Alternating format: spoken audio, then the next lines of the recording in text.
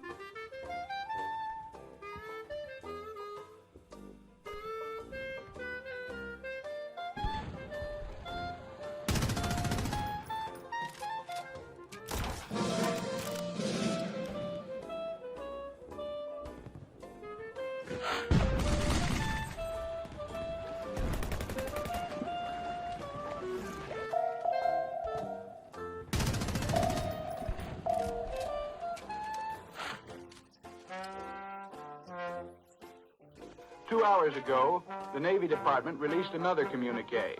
It reports that Marine Corps raiders destroyed 5 enemy encampments on Guadalcanal last Friday. Army Airacobra fighters, the Navy says, continue to attack the enemy's bases, and on Friday strafed 15 landing barges and rafts near Tasafaranga.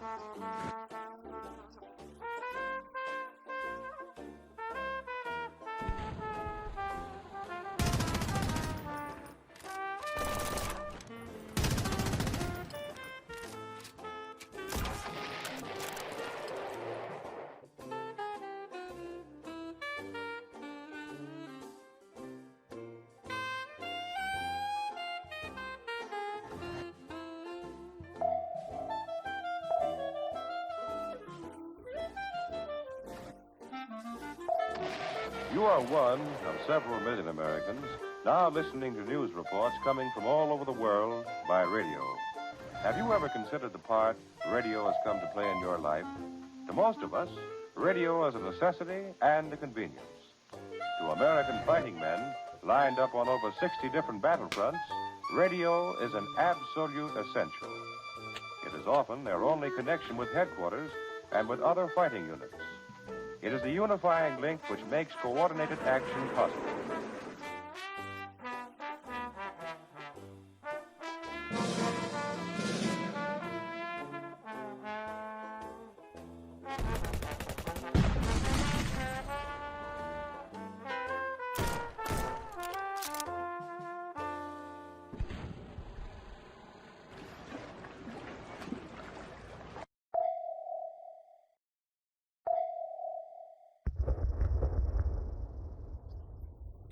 In the Far East, British bombers supporting the British drive in western Burma against Akyab successfully bombed targets on Akyab Island, and heavy bombers of the United States 10th Air Force left a 7,000... Came after our big bombers, but they didn't do so well. We shot down 30 Zeros, probably destroyed another 14, and damaged 5. In spite of the fierce battle, only 6 of our liberators were damaged. Escorting P-40s and P-38s were undamaged.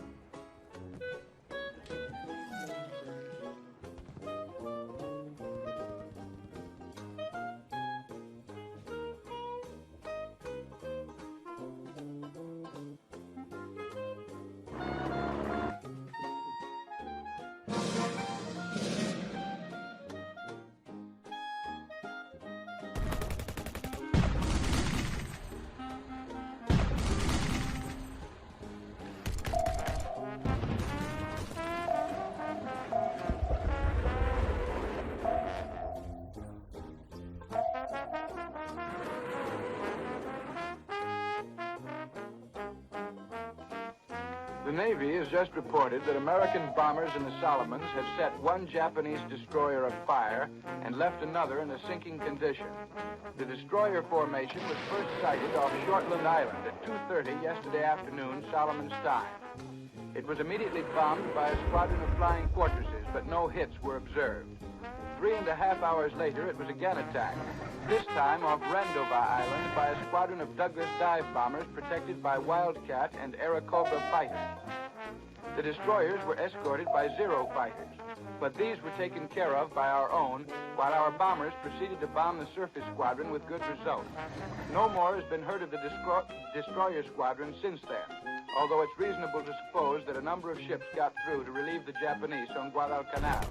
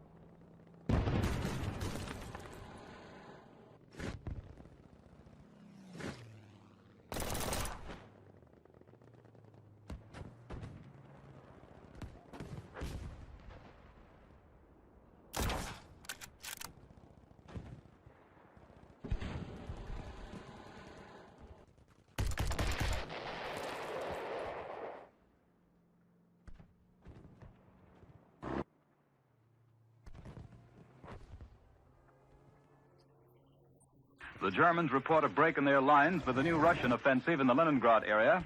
And in the Pacific, the Allied ground push against the Japanese on New Britain and on New Guinea continues at a slow pace.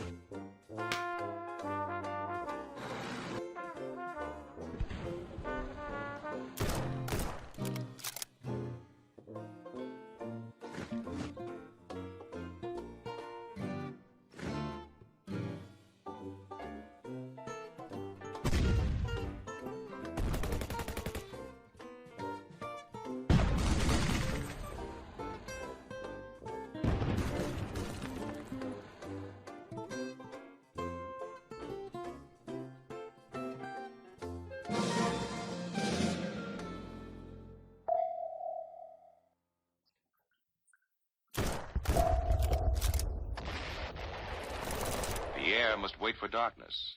In the dead of night, he steals down into the cellar, through the secret door, and there he is, underground.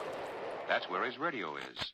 There, underground, at the risk of his life, He gets information which tells him when the long-awaited invasion is coming and how to aid by destroying enemy installations, rails, bridges, factories.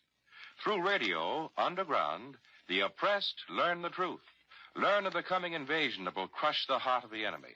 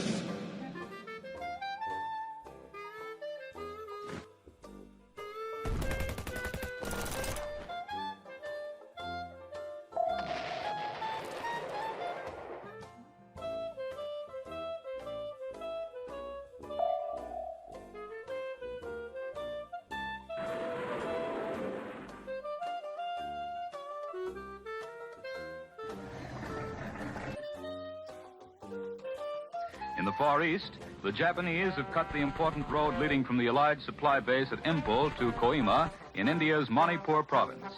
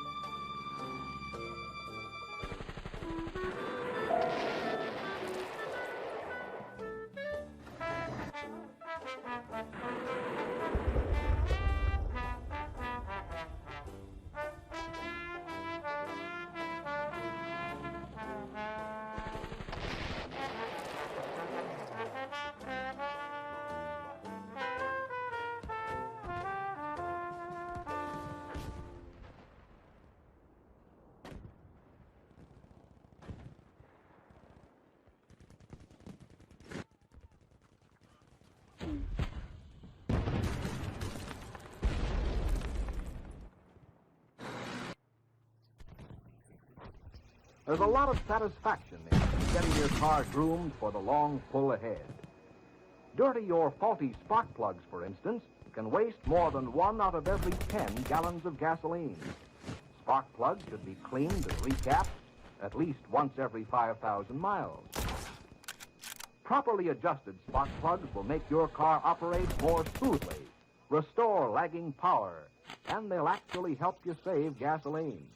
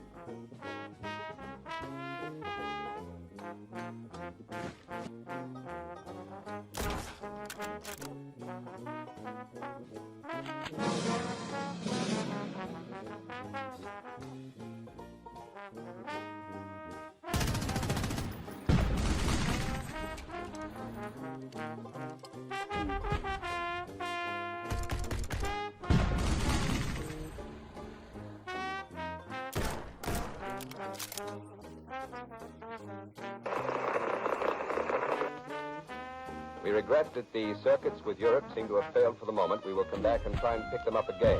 Meanwhile, the news here at home is news of new activity in the Aleutians, where the Navy says the Japanese have reoccupied Attu. Americans, this war is a matter of life or death. Don't pull your punches. If you've not already signed up for 10% in war bonds on the payroll savings plan, sign up now.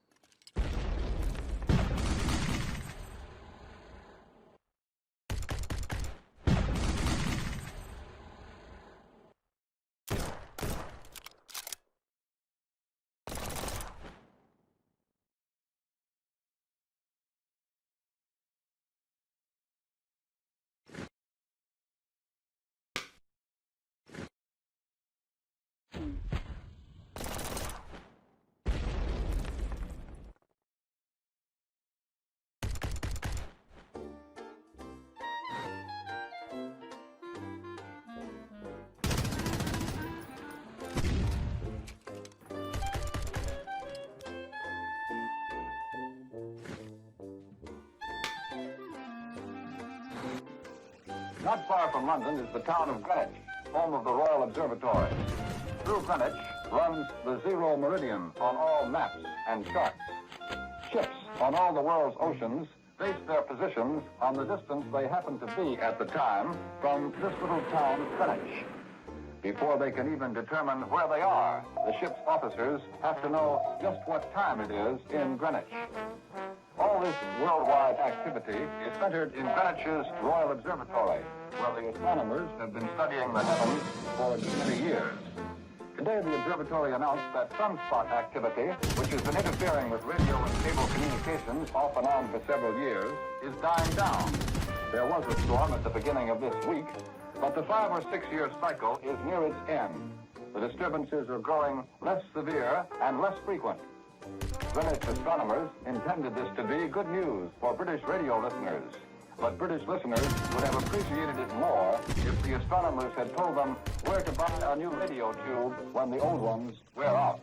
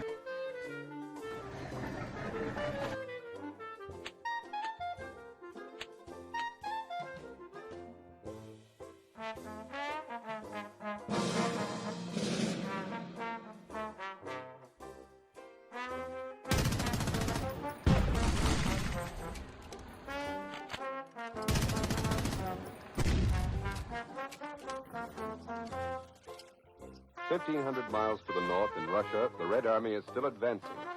So far, the counterattack seems to have done little good.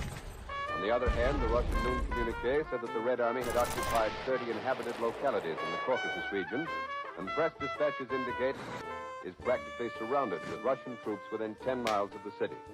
In the Don area, the Russians claimed new gains, that the Germans suffered a serious defeat and heavy losses of equipment. Thus, at week's beginning, with at least 5 Red Armies driving directly or indirectly on Rostov, the Russians appear to have a reasonable chance to cut off the Axis armies in the Caucasus.